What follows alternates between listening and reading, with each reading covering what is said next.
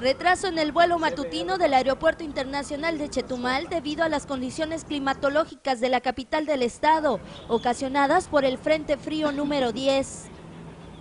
Durante cerca de una hora el avión comercial estuvo dando vueltas sobre la ciudad de Chetumal, ya que no podía aterrizar debido a la densidad de las nubes que habían por la mañana.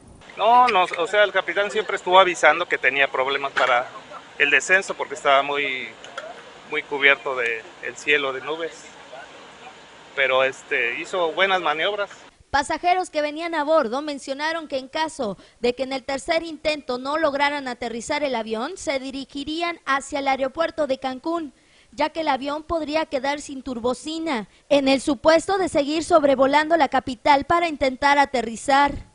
Afortunadamente, en el tercer intento, después de una hora y más de 7 vueltas sobre la pista de aterrizaje, logró bajar el avión y los pasajeros llegar a su destino. Sin embargo, muchos de estos ya enojados después de una hora de retraso. No quiero, te vengo medio mareada. Para Notivisión, Aurora Montiel.